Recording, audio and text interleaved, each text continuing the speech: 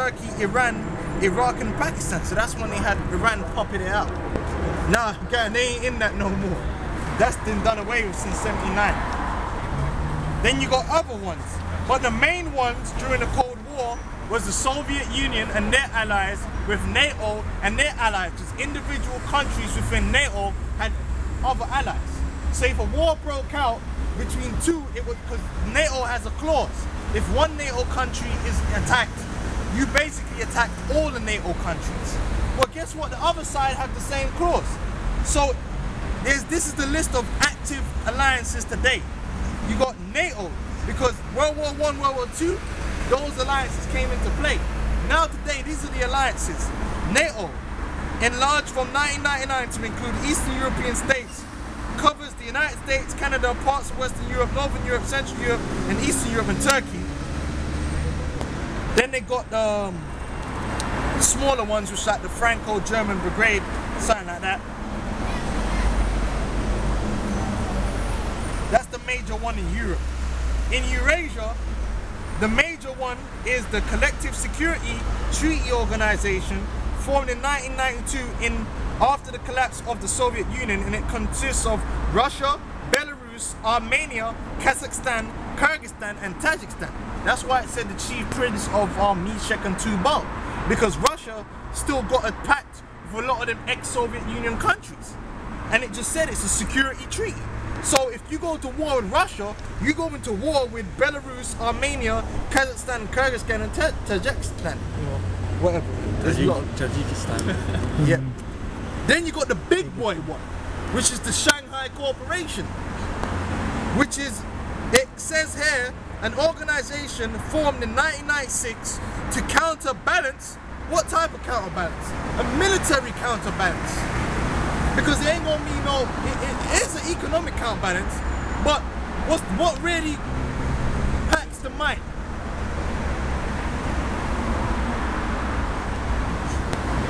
What really packs the might is the military.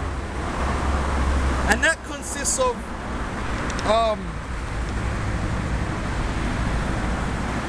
China, 1 billion population, Kazakhstan, Kyrgyzstan, Russia, Tajikistan, Turkmenistan, and Uzbekistan, right? And they be getting a lot of other people be going to that too. So behind, this is the official, because you got unofficial too.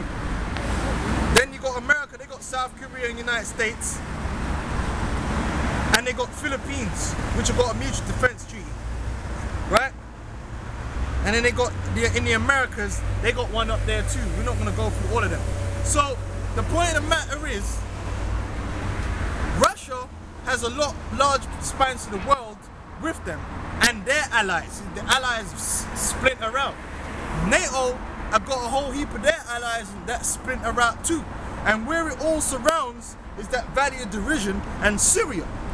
Because what you're gonna find out is Syria and Iran, they have a military mutual defense pact that they signed. That if anyone attacks Iran, Syria is going to defend it. And if anyone attacks Syria, Iran's going to defend it. And also Hezbollah is included in that too. But then Russia's got a pact with them. So you see how it brings everyone together, and that's how it spirals into a world war. Unlike Iraq, they attacked Iraq. Iraq never had no allies. So they were just on their own. Same with Libya. No one wanted to stand up. But Syria does have allies that have drawn the line. Now let's read this. That's cool there. Read this. That's how the Lord's going to bring all them people down into the Middle East, man. Yeah, read from the top. Iranian officials will all act in US stupidly attacks Syria. They said we'll all act if US stupidly attack Syria. They're taunting America, man. They're daring America to go into Syria, man. Because they know that, you think they would be there in America if they thought it was just them?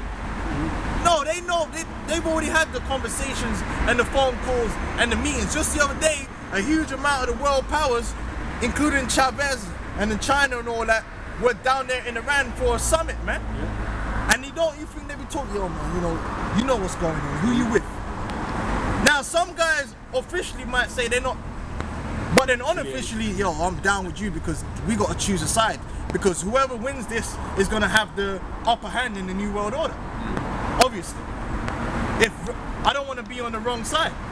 Someone will be like, man, fuck America, man. We better off being with Russia, or we better off being with China. And a lot of them African countries feel like that. That's why they did away with Iraq and Libya and all of them. Yeah, because China be moving up into Africa, and America don't like that. A lot of countries are switching. Islamic Revolutionary Guards quote, Deputy for Counter Propaganda quoted by Iranian media saying that if the US were to attack Syria, Tehran would implement 2006 Syrian Mutual Defense Pact. That's it. Go on. Sorry, that was Syrian-Iranian Mutual Defense Pact. That's it. That's how it means. If they go into Syria, it's the same as going into Iran. That's the back door to attack Iran, because it's the same. Go on. Dubai. Iran will take action if United States were to carry out an act of stupidity. And not just them, Hezbollah. And they got their missiles trained on them American bases in the Middle East. And they got their missiles trained on them ships in the Middle East. That's why this shit is gonna get out of hand real soon. Because they're already heating things up in Syria to go in the same way they went into Iraq. And it's not gonna be like Iraq though. They went into Iraq, there was no repercussions from nothing. Go on, read on up. And an Iranian military official was quoted as saying on Saturday, but the comments later disappeared from the state-linked agency website. Iran has steadfastly supported Syrian President Bashar Assad in his bid to suppress an uprising, with both Tehran and Damascus see as a proxy war by Israel and Western states to extend their influence in the Middle East. Which it is. Now, let me see if there's any more on that I wanted.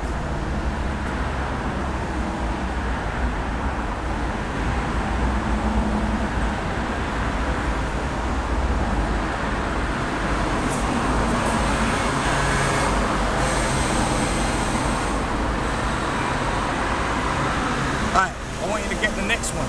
Because, hey, it's come out. They've already made the decision to go into Syria.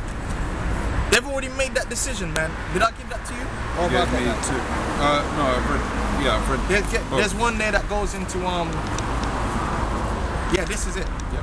Yeah. Yeah. Is it only one page? I think so far. Let me have a look at these. Go on.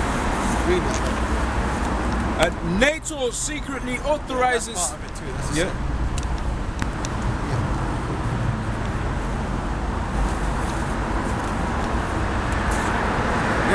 NATO secretly authorizes Syrian attack. You heard that? But NATO have already authorized the Syrian attack. So we're that close, man. We're that close. We're that close for the scriptures being fulfilled. World War III, the collapse, all that. That's how we know they're close, because they've set up the propaganda with the chemical weapons, and now they're ready to jump in there for humanitarian aid or whatever fuck their reason. And that's because they're gonna go in saying it's humanitarian, and Iran are gonna fuck the shit out of them. They're gonna use that as an excuse to attack Iran. But then Russia ain't gonna stand by, man. Right, go on. On Monday, August 27th, 2012, That was this Monday.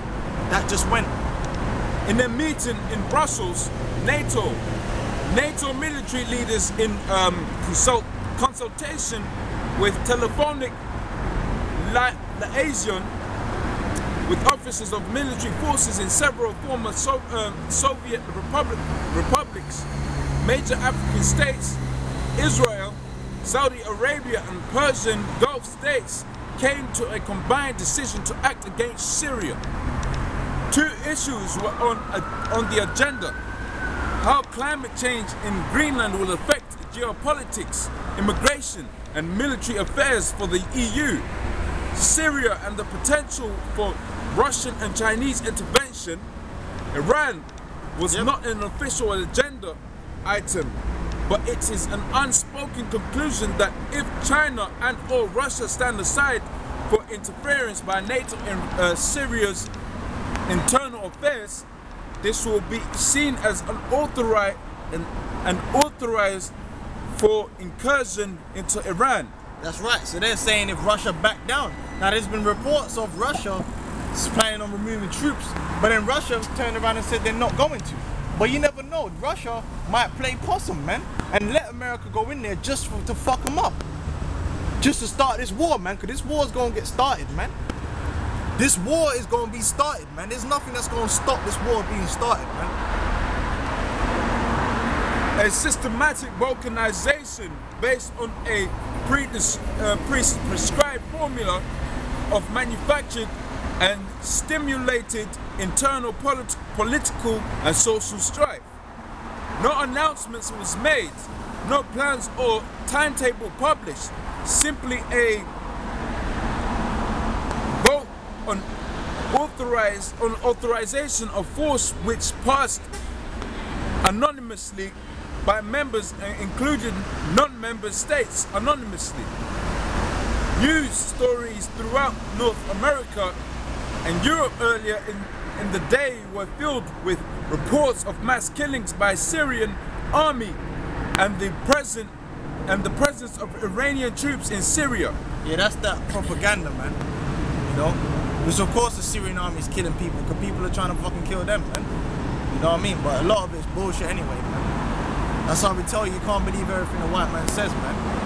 Go on. True or not, these stories represent a pre-staging for NATO conference. Yeah, we all know the fucking, what's it called? We all know the game, man. We all know the lead up. We've seen it before. There ain't no new thing when it comes to the white man. Okay? The same bullshit, man. The critical reporting issue involves rhetoric. We moved yesterday from discussion of fighting to systematic execution of hundreds of civilians. No videos, no photos were included to verify neither claims. So basically what that means is they're doing a psyop. They're psychologically preparing the people to accept it. Okay? That's what they're doing. They're psychologically preparing the people to accept it. Go on, read on. No sources given other than the report from rebel forces. Recent consultations with friends in the Pentagon as to Syria's air defense system indicating that the US has in place a plan to destroy the command and control capability of Syria's system. The problems are twofold. Go on. One, Russian. Because Syria got something Libya never had, man. They got air defense, man. They got S-300 capability, S-400 capability, man. Which ain't no joke, as the Turkish found out. Courtesy of Russia. Courtesy of Russia, man. And Iran have got that too. Well, they gave them the technology to build their own. And they got a few there that they got, you know, through some next backdoor things, man. But Russia ain't trying to arm them openly, you know. But that's how it is, man. Russia's playing the game. Skullduggery. Go on. Russian technicians man the Syrian system. Yep. Russian technicians man the Syrian system. So if they blow them systems up, that's a consequence that Russia could play on. To use. Hold on, you killed Russian citizens, man. That can get their people behind it, everyone behind it. Go on. The S-300 P2 system Syria uses is extremely robust. An additional political consideration is a simple one. There is no UN authorization. Both Russia and China. It said NATO have authorized it, not the UN. Which NATO weren't set up to fucking going and attacking no little. Apparently, it was set up to be against the Soviet Union. But all they've done is basically go around blowing up everything else but the Soviet Union. Go on.